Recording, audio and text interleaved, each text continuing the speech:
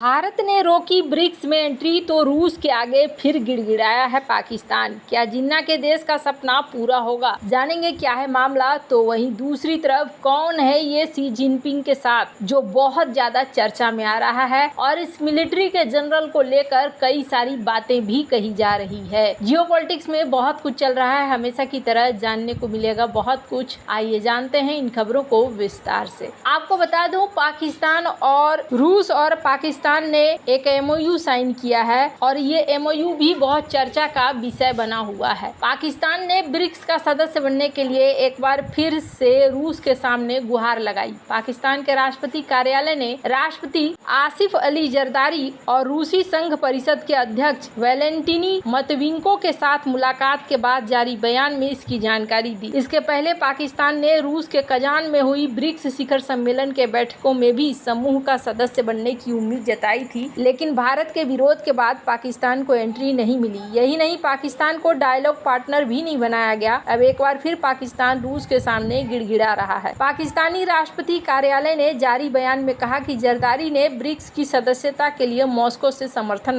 मांगा है। इससे पाकिस्तान को गठबंधन के माध्यम से क्षेत्रीय और वैश्विक सहयोग में अपनी भूमिका बढ़ाने में मदद मिलेगी। बयान में आगे कहा गया कि दोनों पक्षों ने दोनों देशों के पारस्परिक लाभ के लिए व्यापार, वाणिज्य, निवेश, कृषि और ऊर्जा के क्षेत्रों में संबंधों को बढ़ावा देने का संकल्प भी किया है। पाकिस्तान ने पिछले साल नवंबर में ब्रिक्स की सदस्यता के लिए आवेदन किया था। हालांकि उसे इसी महीने रूस के कजान में आयोजित ब्रिक्स बैठक में न्योता तक नहीं मिला था। हाल ही में मीडिया ब्रीफिंग में पाकिस्तान विदेश कार्यालय की प्रवक्ता मुमताज जहरा बलूच ने निमंत्रण न मिलने की पुष्टि की थी। बलूच ने कहा था कि पाकिस्तान ब्रिक्स का सदस्य नहीं है। विकासशील देश और समावेशी बहुपक्षवाद के प्रबल समर्थक के रूप में पाकिस्तान मानना है कि वह इस समय महत्वपूर्ण योगदान दे सकता है। उन्होंने आगे कहा कि ब्रिक्स में शामिल होकर पाकिस्तान अंतर्राष्ट्रीय सहयोगी को आगे बढ़ाने में महत्वपूर्ण भूमिका निभा सकता है। ब्रिक्स की स्थापना ब्राजील, रूस, भारत, चीन ने मिलकर किया था। आगे चलकर इसमें दक्षिण अफ्रीका को भी शामिल किया गया। इन्हीं देशों के नाम पर समूह को ब्रिक्स नाम दिया गया। दुनिया की प्रमुख उभरती अर्थव्यवस्थाओं के इस ब्लॉक ने ईरान, इथोपिया, मिस्र और संयुक्त अरब अमीरात को भी अपने में शामिल किया है, जिसके बाद इसके सदस्यों की संख्या 9 हो गई है। जहां एक तरफ ये सब कुछ चल रहा है, वहीं दूसरी तरफ ये भी देखने को मिल रहा है कि पाकिस्तान बहुत ज्यादा उतावला हो रहा है। स्क्रीन पर आप देख सकते हैं कि पाकिस्तान और इसके बीच में एक एमओयू भी साइन हुआ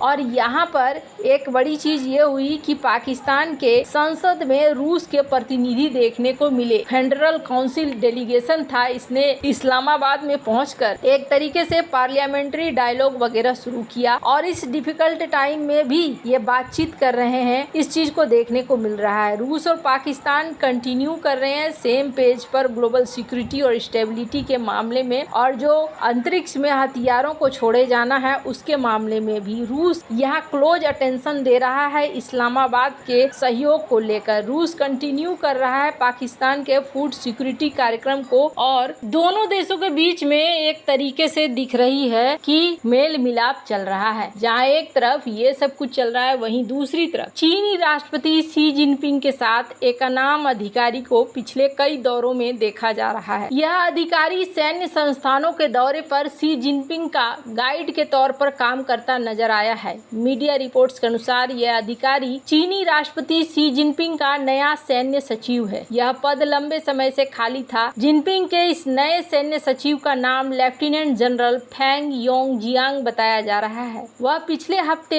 elite PLA rocket force brigade के यात्रा के दौरान शी जिनपिंग के साथ उनकी टीम का हिस्सा थे। शनिवार को सरकारी प्रसारक सीसीटीवी द्वारा जारी फुटेज में फेंग को दक्षिण पूर्वी प्रांत अनहुई में बेस पर कई शीर्ष कमांडरों से शी जिनपिंग के बातचीत के दौरान नजदीक खड़े दिखाया गया। क्लोजअप शॉट में फेंग चीन के सबसे वरिष्ठ वर्दीधारी सैन्य अधिकारी जनरल झांग युक्सिया के साथ शी के बगल में रॉकेट फोर्स की वर्दी नहीं नहीं पहने हुए 2 जनरलों के रूप में दिखाई दिए। अप्रैल में दक्षिण पश्चिमी शहर चौंगकिंग में आर्मी मेडिकल यूनिवर्सिटी के यात्रा के सीसीटीवी फुटेज में फेंग को सी के साथ देखा गया था। उस क्लिप में फेंग को चीन के सशस्त्र बलों के प्रभारी निकाय केंद्रीय सैन्य आयोग के दूसरे रैंक के उपाध्यक्ष वैदोंग के बगल में खड़ा दिखाया गया। झांग सीएमसी में पहले रैंक के उपाध्यक्ष हैं, जिनके प्रमुख शी जिनपिंग हैं। फेंग कम्युनिस्ट पार्टी के केंद्रीय समिति के वैकल्पिक सदस्य भी हैं, जो देश की शीर्ष नीति निर्धारण करती है। शी के साथ आमतौर पर सैन्य यात्राओं पर उनके सैन्य सचिव होते हैं।